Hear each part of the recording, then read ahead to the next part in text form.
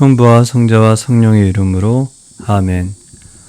예, 오늘은 저번 시간에 이어서 회심에 대해서 더 달아보고 회심에 대한 주제는 마치도록 하겠습니다.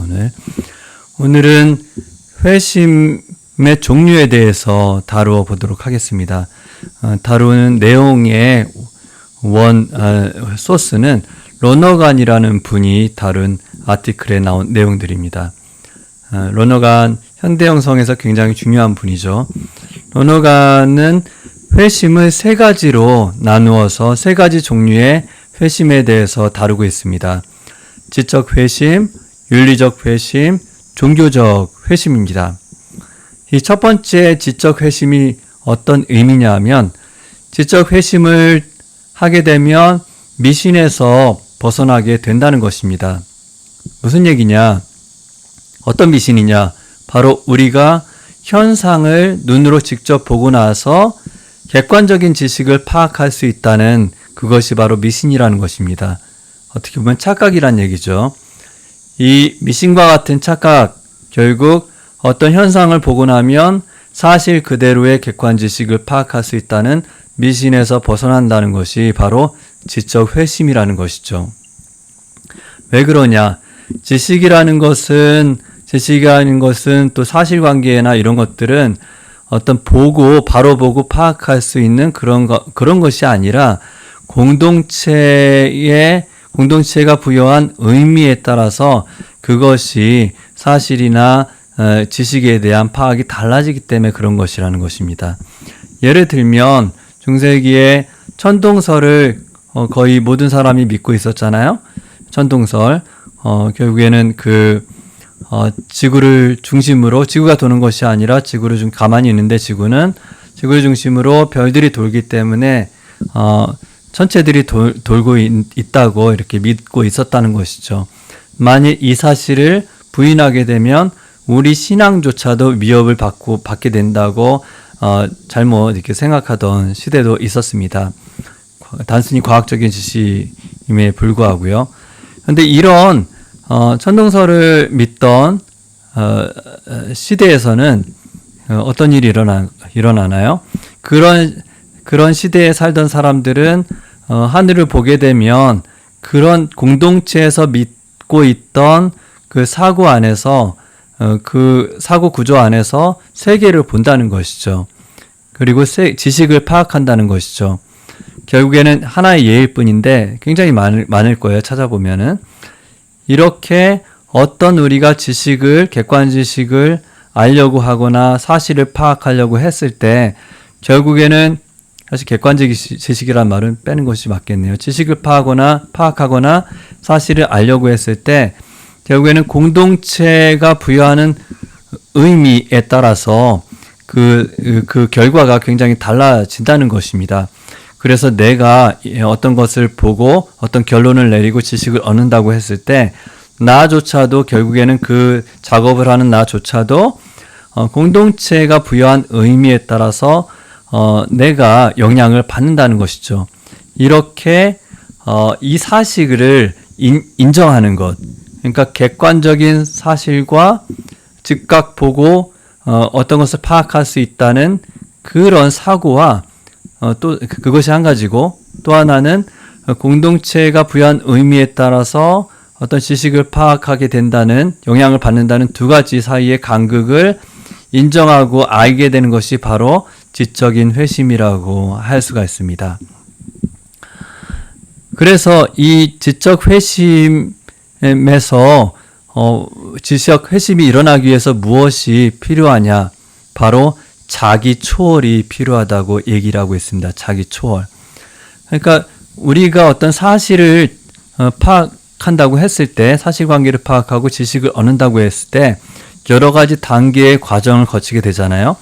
어떤 것을 경험하고 그것을 이해하려고 하고, 또 이해한 것을 판단하고 이것이 믿어도 되는 것인가에 대한 결론을 내리게 됩니다. 결국 사실로 받아들이냐, 사실인 지식으로 받아들이냐라는 결론을 내리게 된다는 것이죠. 이런 여러 과정, 경험, 이해, 판단, 믿게 되는 이 과정 중에 우리는 어쩔 수 없이 공동체의 영향을 받는 인간이기 때문에 어느 부분에서 편견을 가질 수밖에 없다는 거예요. 편견을. 그것이 경험에서 편견, 그러니까 바이어스가 걸린 것인지, 또 이해에서 바이어스가 걸린 것인지, 판단에서 바이어스가 걸린 것인지, 마지막에 믿게 되는 그 과정 안에서도 바이어스가 걸릴 수가 있다는 것이에요. 그래서 내가 가지고 있는 공동체로부터 이렇게 받게 된, 아니면 자기 개인적인 심리적인 개인 역사 때문에 가지고 있는 편견일 수도 있어요. 성장 과정 안에서. 하여튼 내가 가지고 있는 그 편견을 초월하는 그 과정이 지적 회심에 있어서 굉장히 중요하다는 거예요. 이 지적 회심이 있어야지만 진정한 지식을 원래 진정한 지식을 파악할 수 있는 토대가 내 안에 마련된다는 것입니다. 그래서 오랫동안 이 작업이 자기 초월, 지적의 회심을 위한 자기 초월이 이루어져야 아마 평생 해야 될 겁니다. 생각하고 있는 것들, 내가 생각하고 있는 것들, 말하는 것들이 어느 부분에서 잘못된 것이고 편견에 쌓여 있는 것인지를 내가 파악하고 바꿔가는 노력들이 필요하다고 할 수가 있습니다. 두 번째 회심은 윤리적 회심입니다. 윤리적 회심. 보통 사람은 태어나면서부터 만족이나 편리함이나 편안한 것들을 찾는 것이 인간의 자연스러운 속성이라고 할 수 있죠. 이런 자연스러운 만족과 편안함과 편리함을 추구하는 이 인간 속성에서 벗어나서 가치를 추구하는 그런 결정을 하게 됐을 때 바로 윤리적 회심이 일어난다고 할 수가 있습니다. 간단한 예를 들면 우리 어때요? 보통 카페에서 이렇게 커피를 받아서 차에 가져가는 경우가 있는데 어떤 사람들은 보통 그냥 그 카페에서 주는 컵을 그냥 거기에 이제 커피를 받아서 차에 이렇게 가져가는 경우가 있고, 또 다른 사람들은 자기 텀블러를 가져가서 커피를 거기에 구입을 해서 텀블러를 가져가는 경우도 있습니다. 텀블러에다 담아서 가져가는 경우 있습니다. 개인 텀블러. 왜 그래요? 자연에 대한 보호라든지 이렇게 에코 활동이라든지 이런 것들에 동조하기 위해서 그런 불편함을 감수한다는 것이죠. 또 어떤 분들은 그냥 시장에 빈손으로 가는 사람들이 있는 반면에 어떤 사람들은 시장 바구니를 들고 가는 사람도 있다는 거예요. 왜 그러냐? 시장 바구니를 들고 가게 되면 비닐 가방을 그 마트에서 주는 비닐 가방을 쓸 필요가 없게 되잖아요. 이렇게 불편함을 추구하면서도 가치를 추구하는 환경의 가치라든지 인간 존중의 가치라든지 저 같은 경우에도 사실은 우리 공동체에 차가 여러 대 있지만 되도록이면 꼭 필요한 경우가 아니면 대중교통을 이용해서 다니려는 노력들을 많이 하거든요. 100% 이렇게 차를 사용하지 않는 건 아니지만 그래도 되도록이면 대중교통을 이용해서 가려고 개인적인 일이면 이렇게 노력들은 하고 있습니다. 이런 것들이 환경적인 어떤 측면에서 그런 노력들을 또 하고 있는 것이거든요. 저희 공동체는 음식물 쓰레기를 바로 어디 버리지 않고 산이나 이런 데 버리지 않고 이것을 나뭇잎과 섞어서 발효시켜서 숲에 거름으로 만들어서 이렇게 다시 자연으로 돌려주는 작업을 하고 있어요. 불편해요. 힘들고 불편해요. 낙엽도 모아야 되고 또 계속 섞어줘야 되고 이런 것들이 옆집 수녀님한테 배웠거든요. 이 불편한 작업을 통해서 환경을 보존하는 그런 어떤 일조를 할 수 있다고 믿고 있기 때문에 우리 공동체가 그런 가치 때문에 이런 불편함을 감수하면서 살고 있는 것이거든요. 그런 행위들을 하기 위한 어떤 결심하는 단계가 있었겠죠. 그 단계에서 바로 우리가 개인적으로나 공동체적으로 윤리적 회심이 일어났다고 할 수가 있습니다. 그런데 윤리적 회심은 한 번으로 끝나지가 않는다고 얘기를 하고 있어요. 로너가는. 왜냐, 저희도 경험을 해보면 대중교통이 아니라 이제 시장 바구니를 좀 계속 챙겨서 가야 되는데 어느 때는 좀 불편하고 막 해서 그냥 생각 안 하고 한 번만 조금만 더 움직여서 그걸 챙기면 되는데 다시 그 장소에 가서 바구니를 챙긴다는 게 귀찮을 때가 있어서 또 빼먹고 간 적도 있거든요. 이게 정말 그래서 이 윤리적 회심은 계속적인 노력이 이렇게 필요하다고 또한 얘기를 하고 있습니다. 이거 세 번째 로너간이 얘기하는 세 번째 종류의 회심은 종교적 회심입니다. 종교적 회심. 종교적 회심은 사랑 안의 존재로 살아가는 것이라고 얘기하고 있어요. Being in love, 사랑 안에서의 존재로 살아가는 것이라고. 결국에는 우리가 인간 사회 또 인간을 초월하는 개인을 초월하는 좀 더 궁극적인 존재, 좀 더 굉장히 원초적인 존재, 좀 더 이렇게 아주 큰 존재를 향해서 관심을 두고 살아가는 삶으로의 전향을 얘기하고 있습니다. 이것이 바로 종교적 회심이라고 할 수가 있습니다. 오퍼레이티브 그레이스나 코퍼레이티브 그레이스라는 말이 있거든요. 오퍼레이티브 그레이스는 그 자체로 있는 자체로 우리 안에서 은총이 작용하고 있는 것을 얘기하고 해요.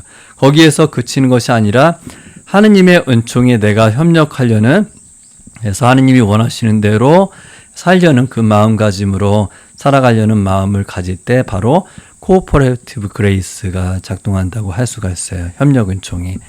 이것이 바로 종교적 회심, being in love, 사랑 안에 존재로 살아가는 삶으로의 전향이라고 할 수가 있어요. 이 세 가지 종류의 회심을 얘기하고 있지만 사실은 어떤 회심이든지 그 다음에 높은 단계의 회심으로 나아가야 한다고 또한 얘기를 하고 있습니다. 예를 들어서 지적 회심에서 윤리적 회심으로 또한 성장을 해야 된다는 것이죠. 실제로 그렇잖아요. 윤리적 회심이 일어나게 되면 가치를 추구하는 사람이라면 쉽게 지적인 왜곡에 일부러 그러니까 이기적인 마음 안에서 누군가를 속이고 자기 자신을 속이는 일이 거의 불가능하다고 할 수가 있잖아요. 또한 종교적 회심 안에서 사랑 안의 존재로 살아가는 사람이 윤리적 회심 안에서 추구하는 가치를 버리고 살아갈 가능성은 매우 적다고 할 수가 있잖아요. 그래서 더 높은 단계, 그러니까 종교적 회심에 넘어가면 윤리적 회심도 자동적으로 따라오게 되고, 또 윤리적 회심으로 지적 회심에서 넘어가게 되면 지적 회심도 실천하기가 쉽다고 이렇게 얘기할 수가 있습니다. 그래서 지적 회심은 윤리적 회심으로 나아가야 되고, 윤리적 회심은 또한 더 높은 종교적 회심으로 넘어가야 한다고 그래서 얘기를 하는 것 같습니다. 하여튼 이 세 가지 종류의 지적 회심, 윤리적 회심, 또 종교적 회심은 모두 공통점이 하나 있어요. 공통점. 바로 transcendence, 초월이라는 특징을 가지고 있다는 것입니다. 지적인 회심은 초월해서 진리를 추구하게 하고, 윤리적 회심은 초월하게 해서 가치를 추구하게 하고, 종교적 회심은 그 사람을 초월하게 해서 사랑 안에서의 존재로 살아가게 하기 때문에 자기 초월을 모두 공통점으로 가지고 있다고 얘기를 하고 있습니다. 그런데 여기에서 나온 로너간의 자료는 아닌데 다른 곳에서 성경 안에서의 회심을 신약 성경 안에서의 회심을 분석한 자료도 있거든요. 거기에서 얘기하는 걸로 결론을 내리고 잠깐 이렇게 마침을 하도록 하겠습니다. 거기에서는 우리가 참으로 회심하기 위해서 필요한 자세는 성모님의 겸손한 자세라고 얘기를 하고 있습니다. 성모님께서는 하느님 말씀을 받아들이셨고 그 말씀에 예스하셨고 겸손하게 그 하느님 말씀이 사람이 되게 하신 분이라는, 사람이 맺어 오실 수 있게 하신 분이라는 것이죠. 하느님 뜻이 자기 안에서 실현되도록 하신, 자기를 통해서 실현되도록 하신 분이라는 것이죠. 이런 겸손한 성모님의 자세가 회심을 위해서 필요하다고 그 또 다른 아티클에서는 얘기를 하고 있습니다. 예, 지금 이 3시간, 저번 시간 포함해서 세 강의를 모두 회심에 대해서 다뤘고, 그 다음 강의는 또 다른 주제로 넘어가서 살펴보도록 하겠습니다. 무더운 여름 잘 견뎌내시고, 좀 선선해졌으면 좋겠네요. 8월 말에는, 그때는 수도복을 입고 수 있는, 그 기온이 되었으면 좋겠습니다. 모두 건강하시고, 잘 몸 챙기시기 바랍니다. 영광이 성부와 성자와 성령께 처음과 같이 이제와 항상 영원히 아멘. 성부와 성자와 성령의 이름으로 아멘.